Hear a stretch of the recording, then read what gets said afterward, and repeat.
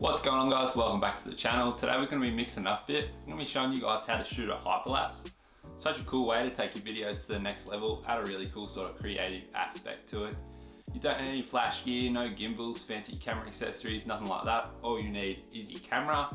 So anyway guys, without further ado, let's get into it. So the first thing you're going to want to get dialed is your camera setup. I shoot Sony, as a lot of you guys know, and I've found diagonal plus square is the best grid line I run with for hyperlapses. Only because it just gives you that nice center point in the center of the viewfinder, which makes your life so much easier when it comes to shooting a hyperlapse. So the secret to shooting a hyperlapse, and I'll put a photo up here, but as you can see in this photo, I've lined the center point of my viewfinder up with a point on the building I'm shooting. And as I either take steps forward or steps backward, that point will stay the same. So I could be 10 meters backwards, but I'll still have that center point on the same point on the building. I could be right in front of it and I'll still have that center point in the same point on the building. Now this is where you got to be careful, because perhaps it'll look good 100 meters away from the building, but you'll get up close and you won't even be able to see the point you originally lined up back there. So what I recommend is just do make sure you can see the center point both up close and far away, unless of course that's not the look you're going for. So a little pro tip I'll chuck in amongst it. Say you're shooting in 24 frames a second.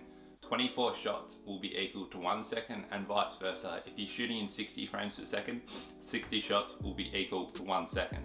So as you can see, it can be a pretty time consuming process, but trust me, the finished product will look pretty cool. So to start off, obviously you want to frame your shot up. So say you're really close to the building, you've lined your viewfinder up on a point, and you just gradually take steps back until you're happy with obviously the amount of photos you want.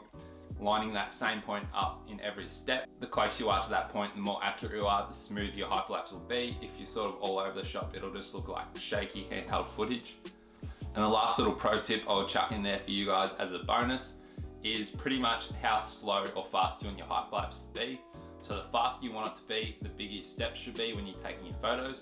The slower you want it to be, the smaller your steps. So technically, if you want it to be really slow, take mini steps. If you want it to be super fast, take big lunges. So anyway guys, now I've got all the photos, we're going to jump onto the laptop. I'm going to show you guys how to create a sequence out of the photos you've just captured.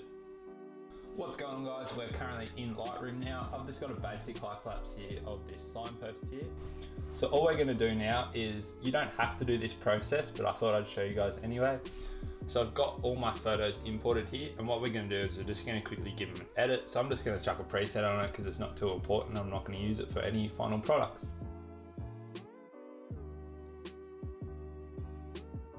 So I've chucked a preset on it now. Now obviously it's only applied to one photo, as you can see, but what I want to do is apply it to all of them. So I'm going to show you guys how to do that.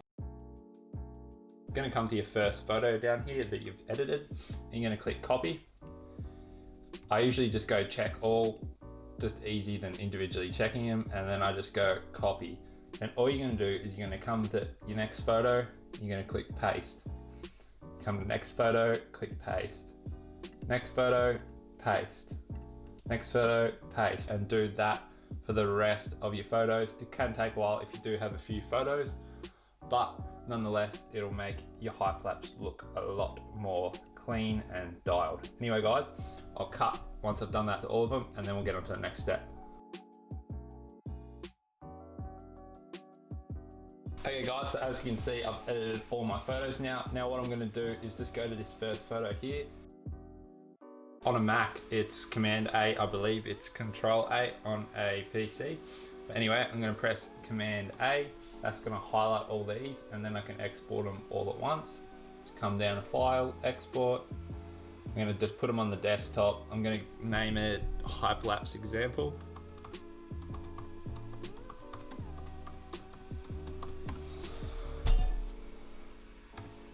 Hyperlapse Example 1, I'm going to put it in a subfolder that's named Hyperlapse Example. The file, I'm just going to name it to the original file name, and I'm just going to click Export. Then you've got your little bar up in the corner here telling you how long it's going to take to export. So it's exporting 64 files.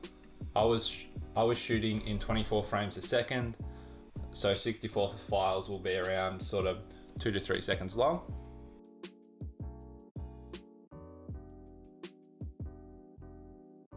And boom, all our photos are exported, as you can see here. Hyper-lapse example 1, perfect. Now we're just gonna get out of Lightroom, so we're just gonna go quit.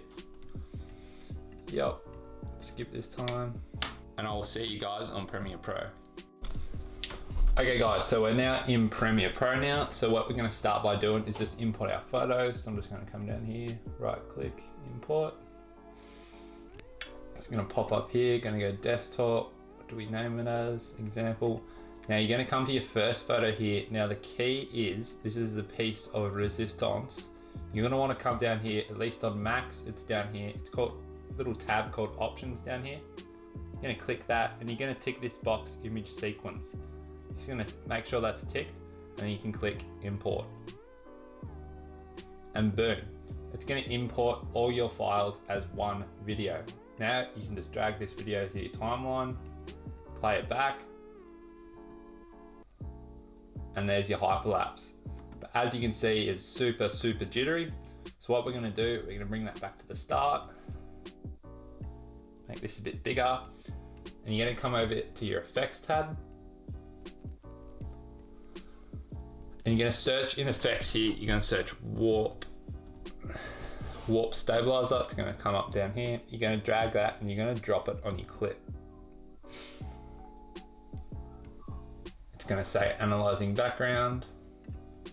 Okay, so now as you can see, it's applied the warp stabiliser. Let's play that back again. Much better. That's looking pretty good. I'm pretty happy with that. The only thing I'm gonna do is I'm gonna select my clip and I'm kind of gonna come over to effect controls, and under warp stabilizer here, you can change all the smoothness and everything. It's at 50%. I'm gonna go no lower than probably 20 to 30, but I'm gonna select 30. Now your video will have to analyze again. So you can just click analyze. It'll analyze the clip and apply that 30% smoothness instead of 50. And boom, as you can see, it is done now. So what we're gonna do, we're gonna make sure that's at the start. We're gonna play it back now. Boom, I'm pretty happy with that. My steps were pretty small, so as you can see, it's much longer than if I were to take bigger steps. But anyway, that's how you do it on Lightroom and Premiere Pro, guys. It's as simple as that. Literally just drag this clip into here, into your timeline, wherever you want throughout your video. And boom, that's how you do a hyperlapse, guys. Hope you guys enjoyed. Anyway guys, that's a wrap. Hope you guys enjoyed the video. That's how you shoot a hyperlapse and edit it on your laptop. Hope this video is somewhat helpful. Maybe consider subscribing and liking the video. Anyway guys, I'll catch you guys in the next video. Thanks for watching.